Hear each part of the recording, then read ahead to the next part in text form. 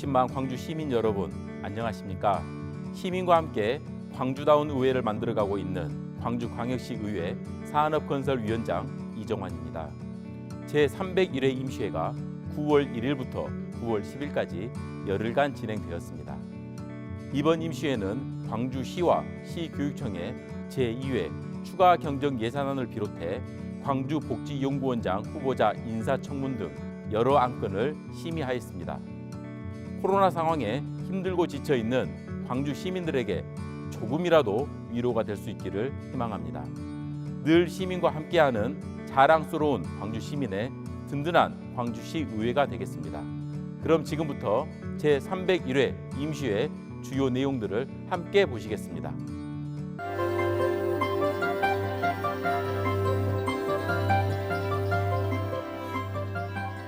안녕하십니까? 광주광역시 의회 의정뉴스입니다. 이번 제301회 임시회에서는 2021년도 제2회 추가 경정 예산안을 심사하고 조례안 35건, 예산안 3건, 동의안 6건, 의견 청취의 건 1건 등 총 45건의 안건을 처리했습니다. 한편 지난해 2월 출범 이후 공석인 광주복지연구원장 후보자에 대한 인사청문회 경과보고서를 채택했으며 11월에 열리는 제303회 제2차 정례회 기간 중 11월 2일부터 11월 15일까지 14일간 광주시 본청 및 사업소, 산하기관에 대한 행정사무감사를 실시하기로 결정했습니다.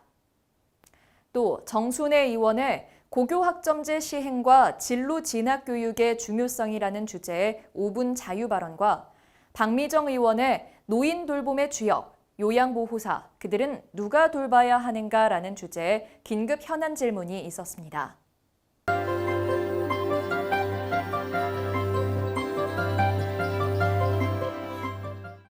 신수정 의원이 대표 발의한 광주광역시 화재 피해 주민 지원 조례안은 광주 관내에서 발생한 화재로 인해 직접 피해를 본 시민들에게 심리회복 지원 및 임시 거처 지원, 생활안정 자금 지원 등의 내용을 담고 있으며 신수정 의원은 광주광역시 화재 피해 주민 지원 조례가 불의의 화재로 어려움에 처한 시민들의 생활 안정에 이바지했으면 좋겠다고 말했습니다. 장현주 의원이 발의한 광주광역시 사회적 약자 반려동물 진료비 지원 조례안은 사회적 약자가 기르는 반려동물에 대한 진료비를 지원해 반려동물의 건강과 사회적 약자의 경제적, 심리적 부담을 덜어줄 목적으로 발의됐습니다. 반재신 의원이 대표 발의한 광주광역시 도시계획 변경 사전협상 운영 조례안은 대규모 유휴부지 등의 개발을 위한 도시계획 변경 사전협상 운영에 관한 사항을 규정함으로써 광주광역시의 전략 거점 육성 및 균형 발전과 지역 활성화 등을 위해 발의됐습니다.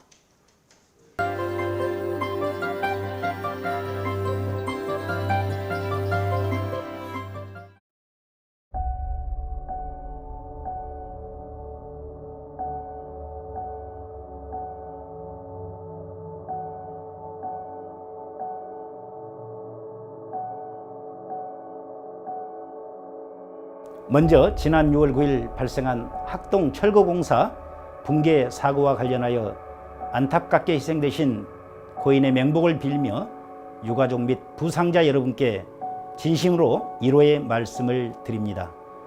저는 이번 사고를 지켜보면서 일어나서는 안 될 비극적인 사고로서 전적인 인재라고 생각합니다.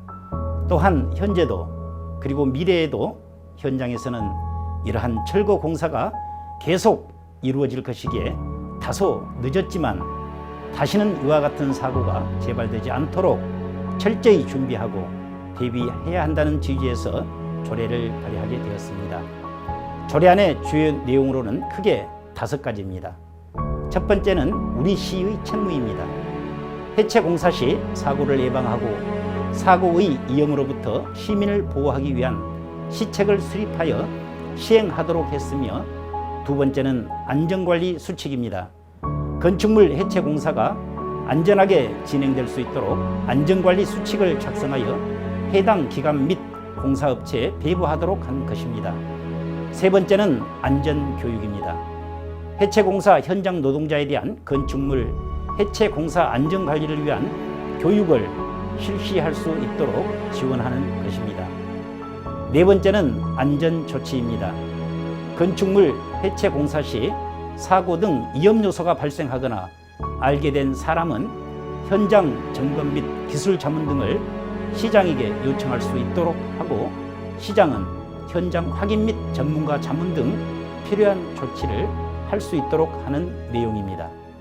마지막 다섯 번째는 관계기관 협력입니다.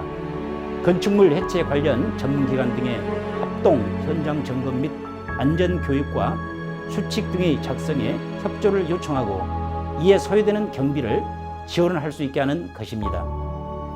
이 조례가 발효되어 정착된다면 안전에 대한 법적 제도적 장치가 마련된 만큼 이번 사고와 같은 건축물 철거 중 발생되는 사고는 미연에 방지되어 다시는 재발하지 않을 것으로 사료됩니다.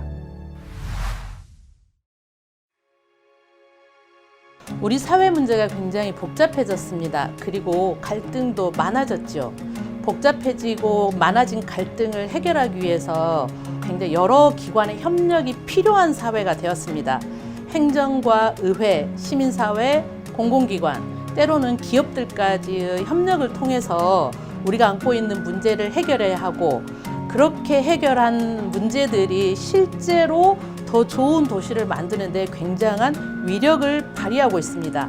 그래서 문제 해결에 필요한 모든 기관들의 지혜와 힘을 모으기 위해서 이 조례를 발의하게 되었습니다. 우리 도시가 안고 있는 지역 문제 해결을 위해서 필요한 기관들이 모여서 추진협의회를 구성하고 실행 기구를 만들고 정보 플랫폼을 만들어서 문제 해결을 위한 자원을 내놓을 수 있는, 그래서 더 큰 협력이 가능하게 만드는 제도적 기반을 구축하였습니다. 지역 문제 해결 플랫폼을 통해서 공공기관, 기업, 시민사회, 행정, 의회가 함께 머리를 맞대고 있습니다. 이렇게 머리를 맞대다 보니 절대 해결될 것 같지 않던 문제들도 자연스럽게 해결되고, 또 어떨 때는 더 제대로 문제 해결이 되는 과정을 거치고 있습니다. 이 과정을 통해서 서로가 서로에 대한 신뢰도 높아지고 문제 해결에 대한 협력적 거버넌스 힘도 커지고 있습니다. 이것이 우리 사회를 더 좋은 사회로 만들어가는 굉장히 커다란 힘의 물결이 될 것이라고 믿습니다.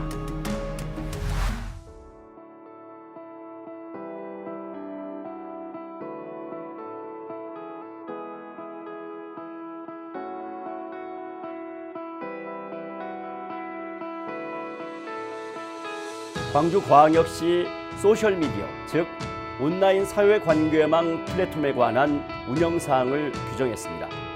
시정에 관한 시민들의 이해와 참여를 높이고 광주시와 시민 간의 상호 소통할 수 있는 기반 마련을 위해 제정하게 됐습니다. 소셜미디어를 통해 시정 소식과 교육, 문화, 관광 등의 지역 정보를 공유하고요. 각종 기념행사와 주요 시책 사업 등을 홍보해서 시민 여론을 수렴하는 한편 시민과의 적극적인 소통과 참여를 유도해 소셜미디어를 활성화시키는 것입니다. 또한 소셜미디어 기자단과 대학생 홍보단을 운영 지원하고 이를 효율적으로 운영하기 위한 행정적, 경제적 지원 근거를 담고 있습니다. 우리 시 계정 소셜미디어를 운영함으로써 시정 시책의 효과적인 홍보가 가능하고 기자단과 홍보단 활동으로 일반 시민의 시정 참여 기회가 증가되고 시민과의 소통과 참여 활성화로 지역 공동체가 강화될 것으로 예상됩니다.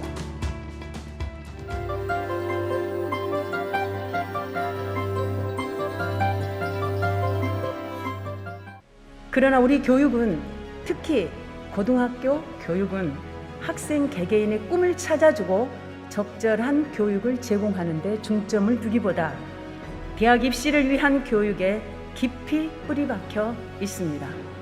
고교 학점제가 제대로 시행되기 위해서는 학생들이 과목을 선택할 때 단지 입시에 유리한 점수 몇 점을 더 획득하기 위한 근시안적인 이유가 아닌 미래라는 장기적인 안목에서 자신의 진로 로드맵을 그릴 수 있도록 중학교, 더 나아가 초등학교 때부터 체계적인 진로 교육과 맞춤형 진로 컨설팅 지원을 강화해 나가야 할 것입니다.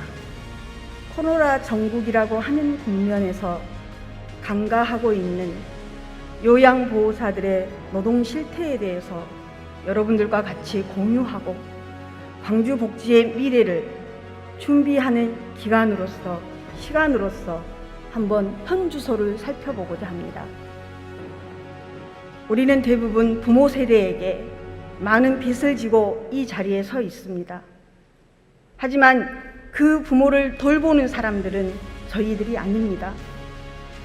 장기 요양 보호사라고 하는 2천여 명 이상의 분들이 우리를 대신해서 내 부모님을 돌보고 있습니다. 노인 복지 돌봄의 주역 요양 보호사들, 그들은 누가 돌봐야 됩니까?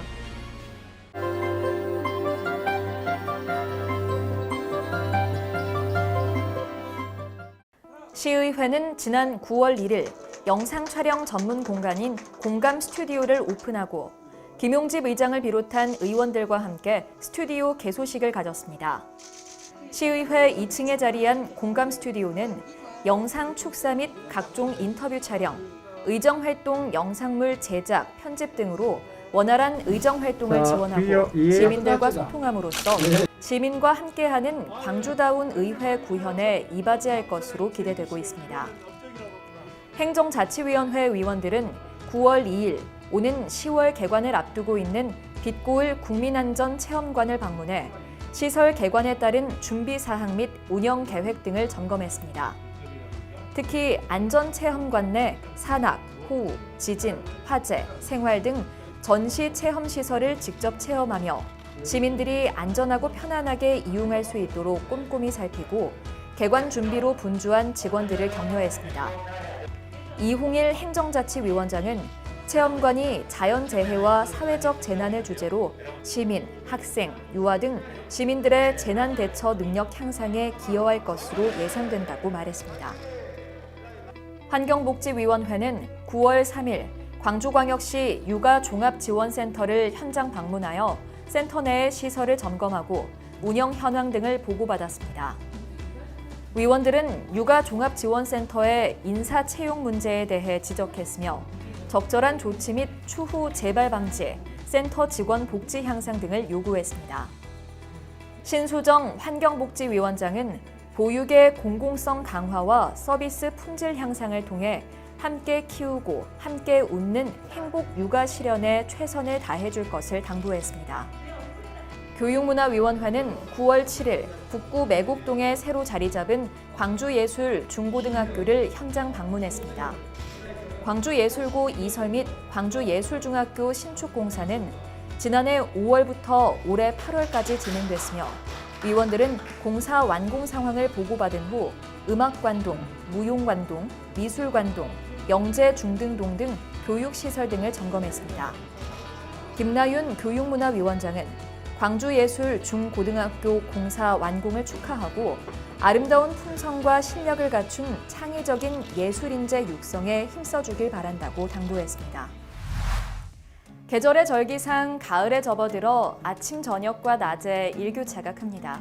건강관리에 유의하시기 바라며 이상으로 광주광역시 의회 제301회 임시회 의정뉴스를 마칩니다.